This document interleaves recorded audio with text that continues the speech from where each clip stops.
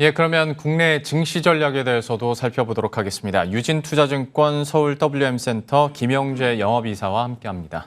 어서 오십시오. 네, 안녕하십니까? 안녕하세요. 네. 먼저 코스피 시장 좀 어떻게 보시는지 다시 이제 지난주부터 피크아웃 우려감들도 다시 좀 나오고 있고 오늘 장에서도 벌써 장 초반에 비해서 낙폭을 좀 더 키우고 있는데 네. 좀 이번 주 코스피의 흐름들 좀 어떻게 전망하십니까? 네, 일단 지수가 크게 변동성을 보이기보다는 변동 감망세가 나타나면서 주가 흐름은 좀 부진하지 않을까라고 좀 보고 있는데 종목들로 봤을 때도 사실 가랑비에 옷 젖듯이 지금 큰 상승을 보이지 못하고 오히려 조금씩이나마 하락폭이 크진 않은데 이게 누적되다 보니까 일주일 지나면 상당히 좀 많은 하락폭을 키우는 그런 종목들이 좀 늘어나고 있다라고 보고 있습니다. 사실 실적과 관련해서는 2분기에 좋은 실적이 지금 나오고 있는데 그리고 하반기 실적 전망도 양호한 편입니다. 근데 지수 흐름은 좀 부진하고 그리고 일부 개별 종목 장세로 좀 진행되고 있는데 사실 이러한 장세 흐름은 지난 1분기 실적 발표였던 4월 달과 상당히 유사하지 않나라고 저는 개인적으로 판단하고 있습니다. 그리고 4월에 그런 흐름을 보인 이후에 5월 달은 그나마 좀 개별 종목의 수익률이 상승하면서 전반적인 수익률은 개선되었는데 과연 이번에도 이런 현상이 반복될 수 있을까는 조금 개인적으로 좀 의문이 나타나고 있습니다. 왜 그러냐면 실적 전망이 지금 아직도 밝습니다. 하반기 실적 상승 좋은데 보통 과거에도 이렇게 어떤 외부적인 충격으로 인해서 지수가 급락한 이후에 회복했던 시기에 그런 실적 전망은 하반기도 좋았던 적이 있었습니다. 그게 2008년이랑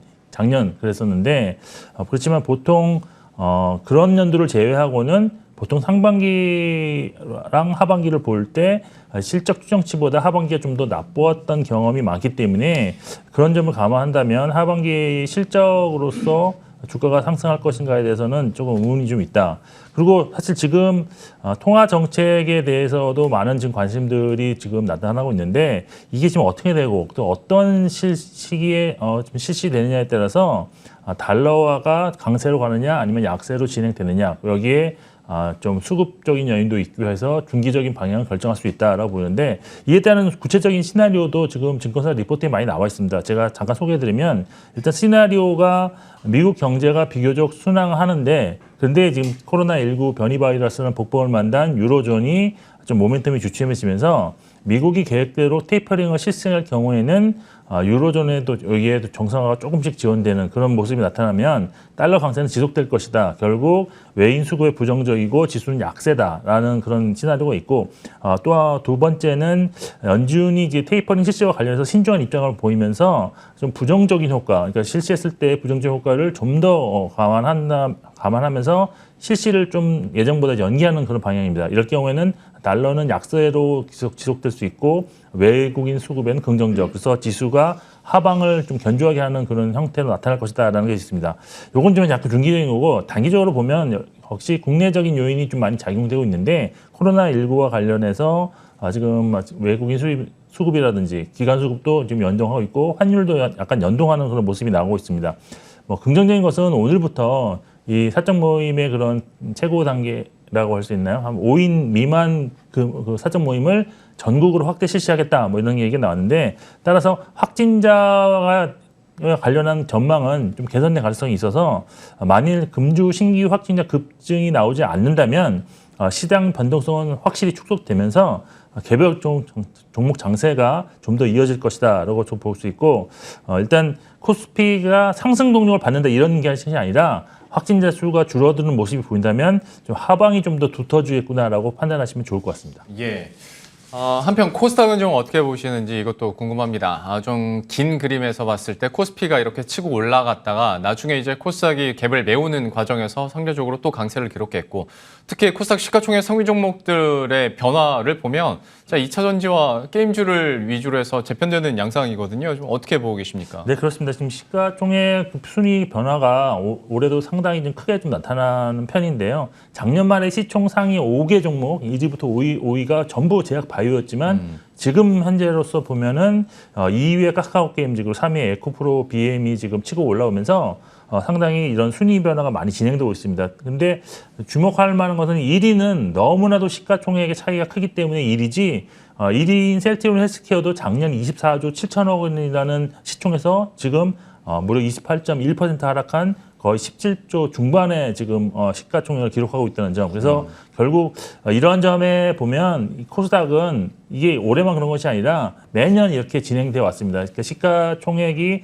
부동의 어떤 10위권에 들어있는 종목이랄지 하더라도 그 안에서 시가총액 순위는 항상 변해왔기 때문에 이것이 특별한 것은 아닌데, 근데 이제 특징적인 점은 좀 있습니다. 올해 순위가 급상승한 카카오 게임즈라든지 에코프로 BM은 지금 연초 대비로 지금 보면 연초부터 지금까지 기관 외국인 모두 순매수했다는 종목. 그러니까 전체 시장 대비 상당히 수급상이 양호했던 종목이었다는 점인데, 그런데 지난해도 그렇습니다. 지난해도 좋았던 그런 시장 상위 종목들을 보면 상당히 외국인 수급이 좋았는데 올해 외국인들이 완전히 이제 매도해버리면서 순위가 많이 밀렸다. 그래서 결국 주가의 그런 어떤 시총의 그런 순위 변동을 관여하는 것은 역시 외국인 수급이 가장 1순위가 될 수 있다. 물론 이게 전망에 다 근거하는 거기 때문에 지금 코스닥 같은 경우는 사실 어떤 특정 이벤트라든지 아니면 좀 새로운 그런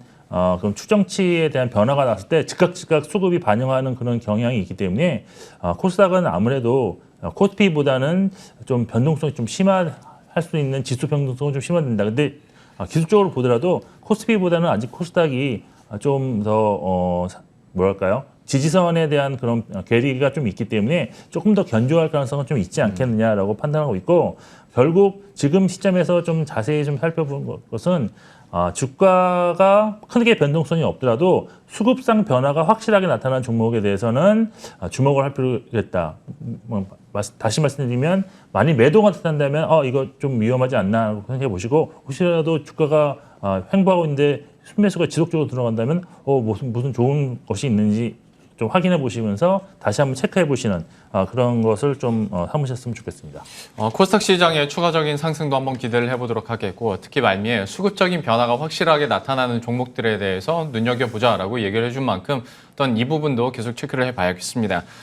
좀 굵직한 종목들을 위주로 또 질문을 추가로 드려보자면, 이제 미국의 대형 글로벌 IT 업체들 실적 발표도 예정이 돼 있고, 삼성전자나 SK하이닉스 같은 경우는 여전히 힘을 못 내는 가운데 또 경쟁사들은 대규모 M&A나 또 현지 공장 증설 소식들이 막 들려온단 말이죠. 네. 우리나라 반도체 업체들에 대한 흐름들은 좀 어떻게 봐야 되겠습니까?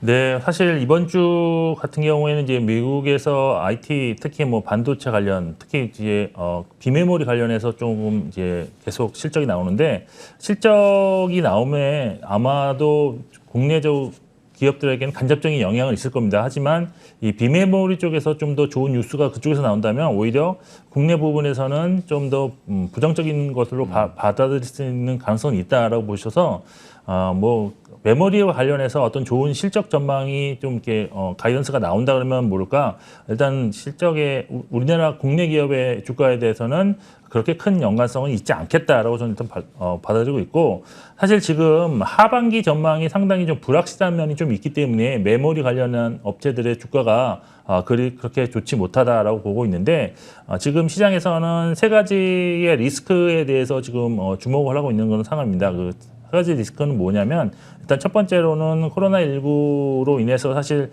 큰 수요가 있었는데, 이러한 팬데믹이 만일 향후에 종료될 경우에는 언택트 관련 수요의 감소가 분명히 있을 것이다라는 그런 우려감이 이제 항상 기본적으로 깔려 있고요. 여기에 최근에 나오는 소식으로는 메모리 같은 경우에는 비트코스가 지금 한 20% 중반대까지 지금 상승하면 있기 때문에 공급 증가에 대한 우려감도 있습니다. 아무래도 가격 하락에 대한 우려감도 동시에 존재한다라고 보시면 될 것 같고, 그리고 사실 세 번째 우려감은 주가가 지금 절대적으로는 밸류에이션이 좀 낮다고 보고 있지만 과거 평균 대비로는 좀 올라가 있는 그런 상황이기 때문에 이런 면에서 보면은 지금 메리트가 별로다. 그리고 여기에 또 하나 추가로 서버 수요에 대한 확신도 부족하는 그런 경향이기 때문에 상당히 지금은 주가가 그렇게 물론 올라가지 못하고 있죠. 뭐 하방은 그래도 조금 잡는 것 같긴 하지만 올라가지 못하고 있습니다. 그래서 삼성전자 같은 경우는 지금 하반기 실적에 대한 뭐 그런 거가 중요한 것이 아니고 비메모리 관련 지금 사실 반도체 호황이라는 것은 비메모리가 호황인데 이 비메모리에 관련돼서 고객사를 특정 고객사를 추가로 확보한다든지 아니면 비메모리와 관련된 어떤 특정 기업을 M&A 한다든지 하는 이런 빅 이벤트가 좀 나왔을 경우에는 주가가 좀 상승 전환할 수 있겠다라는 그런 의견들이 많고 SK하이닉스는 이 기본적으로 업황이 별로 지금 하반기에 대한 업황이 좀 지금 불확실한 상황에서 사실 수급도 매우 안 좋습니다. 그래서 수급이 좀 악화된 수급이 좀 풀려야 될 것 같고 또한 기술적으로도 추세상으로도 삼성전자보다 SK하이닉스가 좀 더 추세가 별로 지금 하방 쪽으로 좀 더 많이 기울어져 있는데 이러한 점들이 좀 선결되어야지만이 좀 진입할 수 있는 그런 시점이 되지 않을까라고 개인적으로 판단을 하고 있습니다. 참 뭐 20조 원짜리 투자 계획이나 12조 5천억 원짜리 영업이익보다 뭔가 더 큰 한방, 뭐 예를 들어서 얘기해 주신 것처럼 M&A 이슈가 있어야 좀 올라갈 것 같은데 지금으로서는 그러한 뭐 확신이 좀 부재하다 보니까 좀 지지부진한 흐름이 이어질 것 같고 여기에 대해서도 좀 투자 의견 들어봤습니다. 마지막으로 이제 이번 주 주목해 볼 만한 증시 일정이나 포인트 있다면 좀 짚어주시겠어요? 네, 사실 이번 주는 시장에 이벤트가 강력한 영향을 줄 수 있는 이벤트가 그렇게 많지는 않은데 그래도 좀 찾아보면 일단 내일이죠. 7월 주택시장 지수를 선두로 주택 관련 지수들이 좀 발표되는데 미국이죠. 사실 주택 가격이 급등하고 이로 인해서 인플레이션 압력이 커질 수 있을 수 있기 때문에 아무래도 연준의 그런 테이퍼링이나 기준금리 인상에 어떤 영향을 줄 수 있는 그런 점에서 좀 시장은 좀 주목하고 있다라고 볼 수 있고 국내적으로는 모레 이제 수출입 현황이 발표되고 그다음에 22일 날은 유럽 중앙은행의 그 통화정책회의가 있는데 사실 총재가 그 지침 변경을 예고하는 그런 기사가 나왔었습니다. 하지만 지금 현재 팬데믹 상황이 다시 또 돌아오는 그런 상황에서는 완화적 기조가 유지될 전망이다라고 볼 수밖에 없을 것 같습니다. 이번 주 그래서 사실 이벤트보다는 다음 주에 있을 이벤트에 좀 더 주목하는 그런 투자자들이 많을 것 같은데 거대 기업들의 실적 그리고 다음 주 개최 때는 FOMC의 영향으로 관망세로 일단 시장 흐름은 좀 연동할 것으로 보고 있습니다. 전반적으로 수익률 확보가 어려운 구간이기 때문에 보수적으로 박스권 전략으로 일단 대응하실 필요가 있을 것 같고 이번 주 관심 테마는 여름철 폭염 관련주 그다음에 아이폰 관련 그런 부품주들 그다음에 5G 장비들이 지난주 좀 올라왔는데 다시 한번 좀 볼 수 있을 것 같습니다. 그리고 2차 전지 소재 관련주는 오늘도 좋은데 뭐 이런 식으로 계속 보실 필요가 있다라고 보고 있습니다. 예, 이렇게 해서 이번 주 시장 주요 포인트까지 함께 짚어봤고요. 유진투자증권 서울 WM센터 김영재 영업이사와 함께했습니다. 오늘 말씀 고맙습니다. 네.